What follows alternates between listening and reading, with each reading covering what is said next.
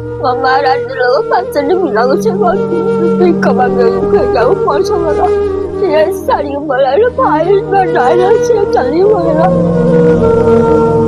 और चला बना इसे तो से चली गया वो को जाने कल बात समा और घर में निकल जाने बात करा था जाग गई बाकी जी मुझे जहाँ पैसा मतलब दोस्त बात तो जानी दोस्त बड़ा के भगवान रखो जे भगवान मतलब हमारा भाई कोई बड़ा रखो सरकारी सुविधारू वंचित होई फॉरेस्ट बीट हाउस बारंडारी जीवन बिताउछंती 75 वर्षीय असहाय वृद्ध कटक जिला बड़ंबा ब्लॉक अंतर्गत बड़ंबा पंचायतर जोड़ा आंब ग्राम रे देखा मिलुछि एमिति अभाव्य दृश्य। समस्त सरकारी सुविधारू वंचित होई फॉरेस्ट बीट हाउस बारंडारी दुख जंत्रणा रे जीवन बिताउछंती 75 वर्षीय वृद्धा हारा प्रधान। से अविवाहित होइतिबा बेले तांकर सहारा बोली केही नाहंती। भिक मागी जहाँ मिलुछि सेथरे निजर पेट भरुछंती असहाय वृद्धा मौसी जनक फॉरेस्ट बीट हाउस सामने एक माटी घरे रहुथिले। वर्षा पवन घरटी भांगी जिबा परे एही बारंडा ही साजिछि आश्रयस्थली। घर कांथ पड़ी वृद्धांकर गोड़ मध्य भांगी जाइछि। भंगा गोड़र जंत्रणा सही आज पर्यंत से बारंडारे पड़ी रहिछंती वृद्धा।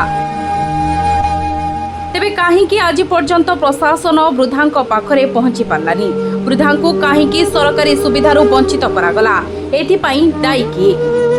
तेबे काहींकि आज पर्यंत प्रशासन वृद्धांक पाखरे पहुंची पारिलानी? वृद्धांकु काहींकि सरकारी सुविधारू वंचित करागला एथिपाई दायी किए? देखिबाकू बाकी रहिला केबे प्रशासन वृद्धा माउसीर दुख बुझुचंती।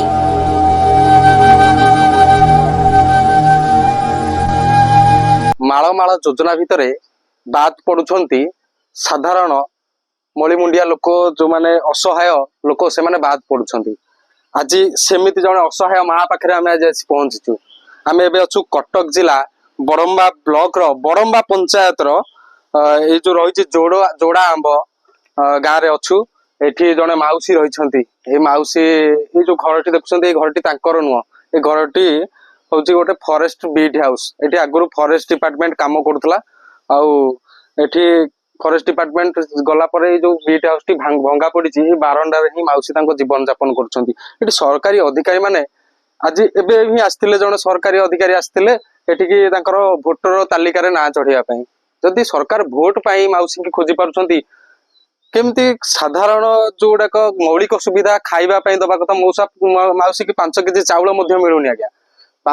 चाउल मिलुनी कि घर नाही। माउसी सेही सामना रे गोटे भंगा घरे रहउतिले।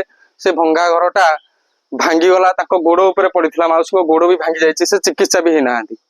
माने केते दुखर विषय। से भंगा गोड़ रे आज पर्यंत जंत्रणा सही की से दांड बारंडा रे पड़ी रहिछन्ती। आमे माउसी को संगे भी कथा हबा। माउसी आपनकर नाटा कोन? माने हारदे हारादे। आपण एठी रहउछन्ती? हां एठी रहउ। एही बारंडा रे सोउछन्ती? हां। आउ सरकार आपन को घर देइछन्ती? नहीं। आउ खाइबा पे केंद कोन दउछन्ती कि चाउल?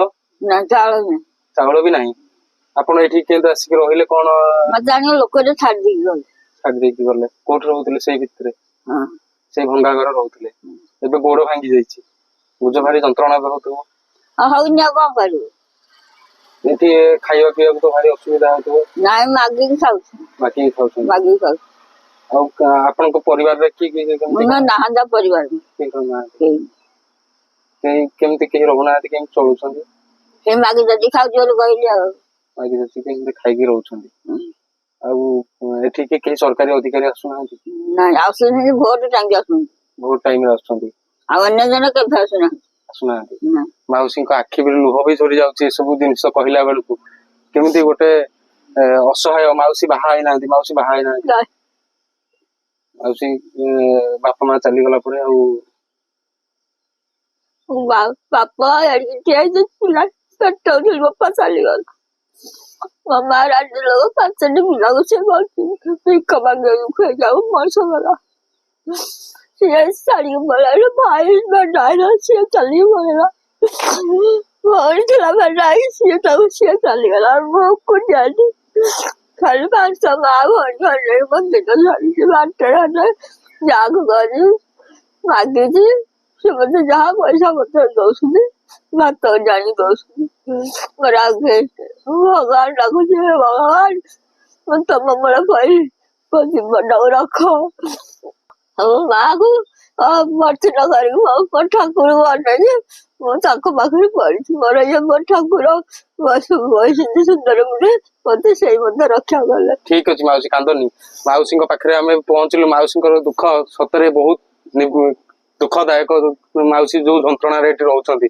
ତାପରେ ବଡମ୍ବା ବିଡିଓଙ୍କୁ ମୋର ଅନୁରୋଧ, ଆପଣ ପଲ୍ଲୀରେ ପ୍ରଶାସନ କରୁଛନ୍ତି, ଏଇ ପଲ୍ଲୀରେ ପ୍ରଶାସନ ପହଞ୍ଚି ପାରୁନି ନା ଆପଣଙ୍କ ଅଧିକାରୀ ଏଠିକି ପହଞ୍ଚି ପାରୁନାହାନ୍ତି?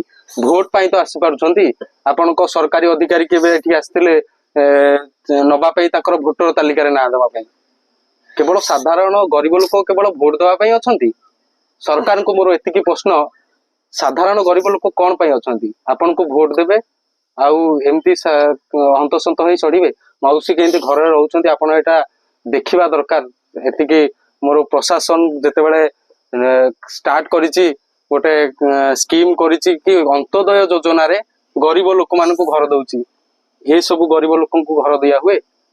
ଆଉ ମାଉସୀଙ୍କର ଘର ଭାଙ୍ଗିକି ତାଙ୍କର ସିଏ ମରି ଯାଇଥାନ୍ତେ, ତାକୁ ଉଦ୍ଧାର କରିକି ଆଣିକି ଏଠି କିଛି ପିଲା ବି ଛାଡି ଦେଇକି ଗଲେ। ସିଏ ତାଙ୍କର ଆଧାର କାର୍ଡ ଅଛି ନା ଭୋଟର ଆଇଡି କାର୍ଡ ଅଛି, ସବୁ ସେଇ ଘର ଭିତରେ ରହିଗଲା। ଏବେ ସେ ମାଉସୀ କେମିତି ଚଳିବେ? ଆମେ ପ୍ରଶାସନକୁ ଅନୁରୋଧ କରୁଛୁ ଏଠିକି ତତ୍କାଳୀନ ଭାବେ ଆପଣ କେମିତି କଣ କରିବେ ଆମେ ଜାଣିନୁ, କିନ୍ତୁ ଆପଣ ବଡମ୍ବା ବିଡିଓ ଏଠି ପହଞ୍ଚିବା ଦରକାର। ଏ ମାଉସୀଙ୍କର ଦୁଃଖ ବୁଝିବା ଦରକାର। ଆଉ ମାଉସୀଙ୍କୁ ଘର ଏବଂ ଯୋଉ ଖାଇବା ପାଇଁ ତାଙ୍କୁ ଯୋଉ ଦିଆହଉଛି ସରକାରଙ୍କ ତରଫରୁ ଯୋଉ ଚାଉଳ ମିଳୁଛି, ମାଉସୀକୁ ଚାଉଳ ବି ଦିଆଯାଉ ଆଉ ତାଙ୍କୁ ଚିକିତ୍ସା ବି କରାଯାଉ। କାରଣ ମାଉସୀଙ୍କ ଗୋଡ ବି ଭାଙ୍ଗି ଯାଇଛି, ସେ ଯନ୍ତ୍ରଣା ଭୋଗ କରିକି ଏଠି ପଡିଛନ୍ତି। ତାଙ୍କ ପାଖରେ ପଇସା ନାହିଁ ଯିବା ପାଇଁ ବ୍ଲକ ଅଫିସ। ଆପଣ ଏଠିକି ଆସିବାକୁ ପଡିବ। ପଲ୍ଲୀରେ ପ୍ରଶାସନ ଆପଣ କହିଛନ୍ତି, ଆପଣ ପଲ୍ଲୀରେ ପ୍ରଶାସନ କହିଛନ୍ତି, ଆପଣଙ୍କ ବଡମ୍ବା ବ୍ଲକରେ ବଡମ୍ବା ପଞ୍ଚାୟତରେ ଏଇ ଘଟଣା, ଆପଣ ଆସିକି ଏଠି ଏଇ ମାଉସୀଙ୍କର ସମସ୍ୟାର ସମାଧାନ କରନ୍ତୁ। ଆମେ ଏତିକି ଆପଣଙ୍କ ପାଖରେ ଅନୁରୋଧ କରିବୁ। ଆଉ ମୋର ପ୍ରଶାସନକୁ ଅନୁରୋଧ, ମାଉସୀର ଦୁଃଖ ନିଶ୍ଚୟ ସେ ଦୂର କରନ୍ତୁ। ଆଉ ମୋର ଏତିକି ପ୍ରଶାସନଙ୍କ ଉପରେ ଅନୁରୋଧ। ଆଉ ଯୋଉମାନେ ଏଇ ସବୁ ଜିନିଷର ଉପରେ ପର୍ଦା ପକାଉଛନ୍ତି ତାଙ୍କ ଉପରେ କାର୍ଯ୍ୟାନୁଷ୍ଠାନ ନିଆଯାଉ।